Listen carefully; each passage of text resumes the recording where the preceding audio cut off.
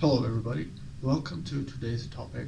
I wanted to make this video because I started out C++ on my own back in the university days, and basically it was a real tough ask to go through all the textbooks provided by the university resources, and without internet, YouTube, Google, you name it, there was nothing.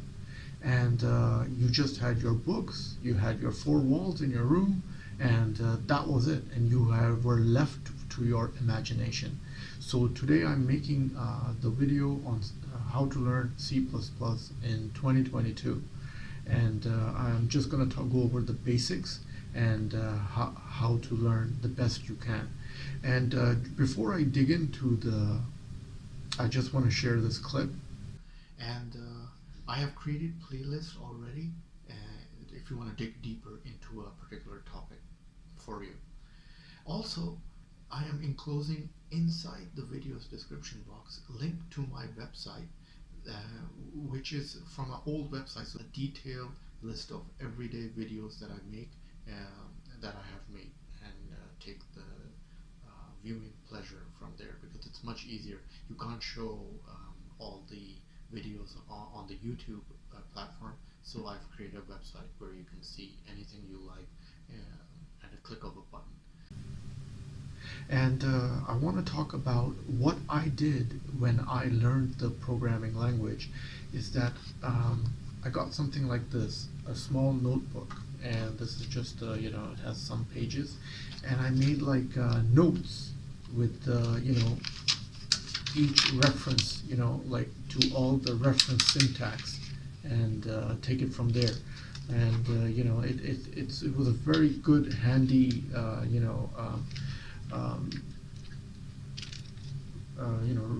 reference book, and it's not that big. And now, because I'm starting C++ all over again in 2022, I have a bigger one now. So I'm learning the new Visual Studio, all the new IDEs and new compilers and all the new things that I've missed. So I suggest you take a small notebook and make a reference. So everything you learn in the day, just make a note of it. So if you have to recap, you can easily cross-check your notes, because it's too much information to remember in your head. So we're going to go over basically how to learn C++ programming language. In the early days of computer programming, programmers had to write individual instructions in the assembly language, one by one. So these are like pre-1980s. This is like 1970s era, when they didn't even have the microcomputer. Later on, programming languages like Fortran and COBOL developed, so I'm not going to get into that. And during the 60s, a new language called Simula surfaced and introduced the concept of a class, which is sort of let anyone make software for their special fields. After that, during 1980s, people came up with the idea of combining the general abstraction of Simula with the low-level functionalities of C language, and that time was when the birth of C++ began. And that's what it came to known as C++ programming language. The C++ programming language is statistically typed, compiled, multi-paradigm, and a general-purpose programming language notorious for its steep learning curve. So see, that's what I mean. It's so big, you have to really, it's not like a straight line, it's really high. So you have to really jot down a lot of notes. It has a widespread use in video games, desktop software, and embedded system development. C++ is somewhat complex and extremely powerful, and to be honest, if you plan your learning roadmap properly, C++ is not as bad as many people you want them to believe. In this video, I'll be showing you the very basics of C++ programming language. If you've programmed before, then this introduction should be pretty straightforward if you've done a little bit of programming. But if you're like new, then this is step one of where you want to start. So let's get into the recap. Now I'm going to go over, first of all, the high-level overview of C++. the high-level overview of C++. Before I get into the roadmap and resources, I would like to introduce you to C++ programming language itself, the way you won't feel overwhelmed once you start diving into what I've mentioned before. Keep in mind that this section assumes that you have a previous experience working some knowledge of programming languages such as Python or JavaScript. Hello world. So let's talk about the hello world. So basically, what we're doing here is, depending on your installation, what you're using is either a Microsoft Visual Studio, or you're using some other compiler. So this video is focusing on Microsoft Visual Studio. So what you need to do is you should be able to write your first program, which is hello world.cpp.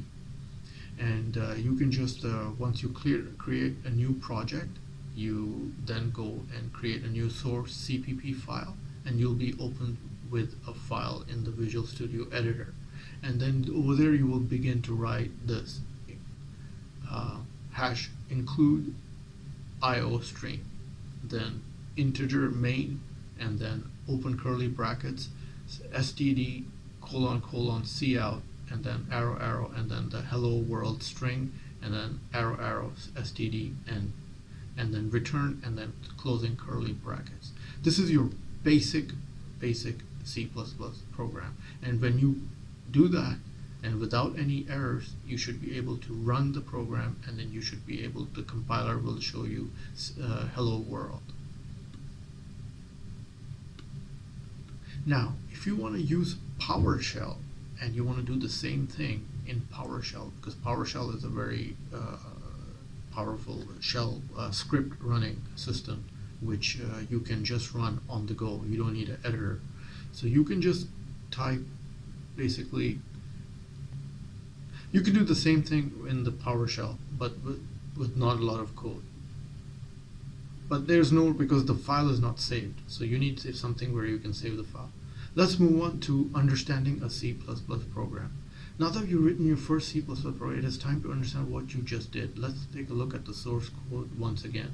Include iostream. So here's a screenshot. The source file has 4 lines of code in total. The first line, include iostream, and it does exactly as it sounds. It includes the content of iostream header file in the hello world.cpp file. Header files contain declaration of things like stdout and stdin objects. The iostream header file deals with input and output streams. After the include statement, the integer main brackets, curly brackets, line defines a new function. And that is what the main thing is. The main function will be called by the operating system when you execute your program. And every executable C++ program must have a main function. Without it, the C++ program is not compiled. Everything you write within the curly braces will be part of this function. In the above mentioned code, the std_cout objects print any string that comes after the arrows, double arrow sign, and the std_end object appends a new character at the end of the line. You can chain multiple things to output in a single stdout call as follows, as in this screenshot.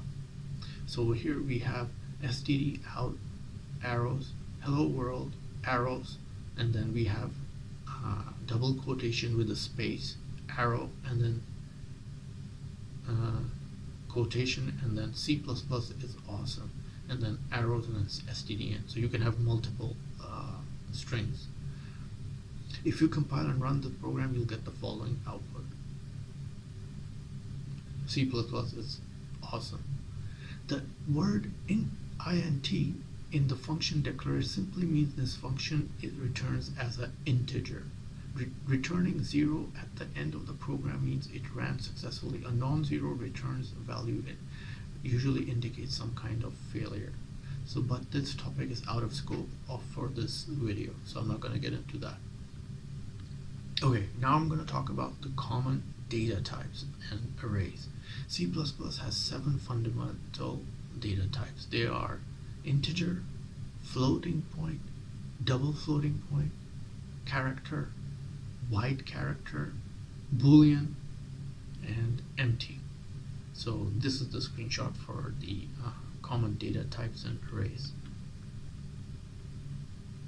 Now there are modifiers such as short, long, signed, and unsigned, but I won't touch upon them in this high-level overview.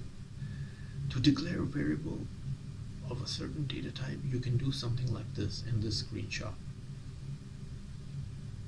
You can say integer number equals 25 and then semicolon. This declares your integer with a value with a number variable into 25 basically, and then you can use that number in the std out. The number is arrows number calling the variable, and that will replace it with 25 and std end. So this is the basic way to call. It's very straightforward. It's so easy. It's not even. It's just you just have to get used to the fundamental basics of calling and naming variables in C++. If you compile and run this program, the output will be the number is 25. There are also arrays which are capable of storing multiple values of the same type. So if you want to declare array type of integer, you can do so as follows. So integer number, square brackets, and then equals, curly brackets, 1, 2, 3, 4, 5, ending with a semicolon. And you can do the same thing. You can say std out, the number is number, and then square brackets 0, and that will return the first position of the array, which is number 1.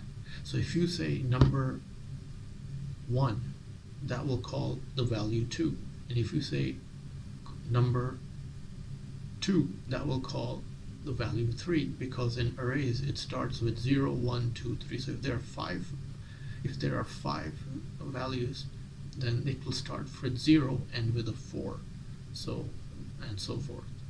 And if you know about arrays, this is pretty common sense. It's n minus 1. You can also create strings using arrays of char type as follows. So char is like a character.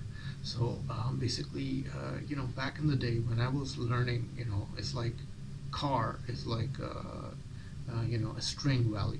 So that's what I was taught with, and this is what it means. It means integer main char name, and then you can type your name, and then std out, my name is name, and that will bring the alphanumeric value string of your name, and std in. So it's pretty straightforward, and this is the most complex one because it has 26 alphabetical characters. Then there's lowercase, uppercase, so it can get pretty complex in calling arrays. The output of this program will be my name is so and so. And then let's talk about flow control. In C++, there are common ways to controlling the flow of your program, such as if-else statements, switch statements, loops, breaks, and so on. In this section, let's go over if-else and a for loop and a break statement. Have a look at this example.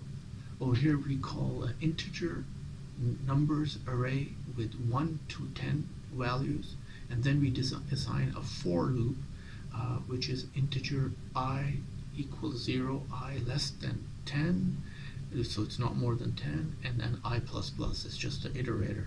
And then we go through the numbers. If number I, which is the loop, and is equals to 5, then we call this function std out numbers I arrows, and then std end. So basically, and then there's a break statement, that means to break off from. It's a simple program that loops through an array of integers and checks whether the current element is 5 or not. If it is, the program will print out the number and then print out. Okay, it will print out the number 5 and then it will break. This can also be done using range based on for loops. Now, if we look at this example, and integer numbers 1 to 10, and then for auto number and then semicolon, then colon numbers, and if number is assigned to 5, std out number. So the auto keyword will infer the type of variable automatically. This syntax is again out of scope for the article, but I just wanted to show you what C++ can do. Let's go into the next section. Functions. Like any programming language, C++ also has functions.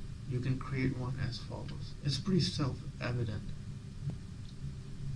Include IOStream, integer add, integer A, integer B. So the function is add and return A plus B. The function adds A plus B. So that's what the function is. And if you go into integer main function, std out, the sum is, and then add 8 to 2 and return the value. So basically the function is just adding numbers 8 and 2, and then it returns. So this is how you call a function in C++. It's so simple. I mean, the whole Windows operating system is based on C++. So this is how they call the functions in object-oriented language. When you call this function and pass 2 integers to it, the function will simply add 2 numbers and return the sum. It's probably the simplest form of function in C++, but in reality functions can get way more complicated than this.